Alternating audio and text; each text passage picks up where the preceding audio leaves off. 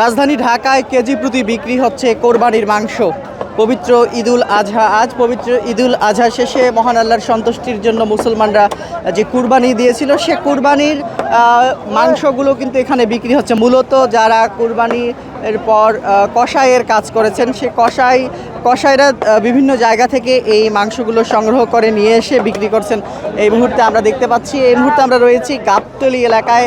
গাবতলী এলাকায় ভাসমান এই মাংসের দোকানগুলো কিন্তু জমে উঠেছে এবং ভাসমান এই দোকানগুলোতে কিন্তু মাংস বিক্রি হচ্ছে। এবং আমরা দেখেছি মূলত এখানে যারা নিম্ন আয়ের মানুষ রয়েছেন তারা এই মাংসগুলো কিনছেন, সেটি কিন্তু আমরা দেখতে পাচ্ছি। তবে আমরা যেটি দেখছি যে এখানে যে মাংসগুলো, এই মাংসের দামও কিন্তু অনেক বেশি হাঁকা হচ্ছে, তেমনটি কিন্তু আমরা এখানে এসে দেখতে পাচ্ছি। অনেকেই বলছেন এই মাংস 900 টাকা বা 1000 টাকা কেজি চাওয়া হচ্ছে, এমনটি কিন্তু বলছেন।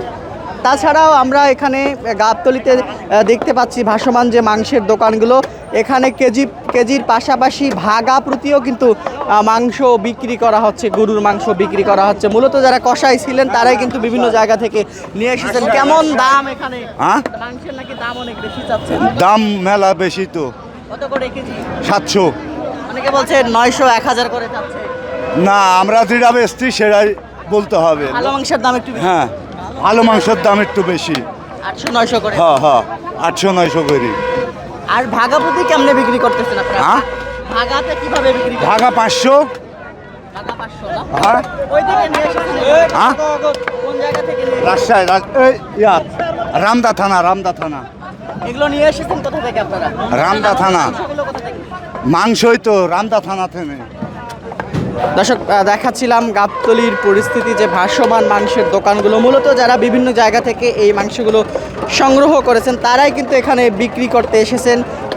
এগুলো তারা এখানে কেজি প্রতি এবং ভাগা প্রতি অনেকে বিক্রি করছেন। এবং এই মাংস কেনার জন্য অনেক সাধারণ, বিশেষ করে যারা নিম্ন আয়ের মানুষ রয়েছেন তারা কিন্তু এখানে ভিড় জমাচ্ছেন। তবে তারা এখানে এসে বলছেন যে এই যে মাথার মাংস বা বিভিন্ন জায়গার যে মাংসগুলো, এগুলোর দাম কিন্তু অনেক বেশি হাঁকা হচ্ছে, এমনটি কিন্তু তারা বলছেন। সব মিলিয়ে আমরা দেখি যে প্রতি বছর কোরবানির ঈদে কোরবানির পশু জবাইয়ের পর কসাইরা বিভিন্ন জায়গা থেকে তাদের সংরক্ষিত যে মাংসগুলো, সেগুলো কিন্তু এভাবেই ভাসমান দোকান দিয়ে তারা বিক্রি করে থাকেন, এমনটি কিন্তু আমরা প্রতি বছর দেখি। সেটি কিন্তু এবারও আমরা দেখতে পাচ্ছি রাজধানীর গাবতলীতে ভাসমান যে মাংসের দোকান, সে ভাসমান মাংসের দোকান কিন্তু জমে উঠেছে।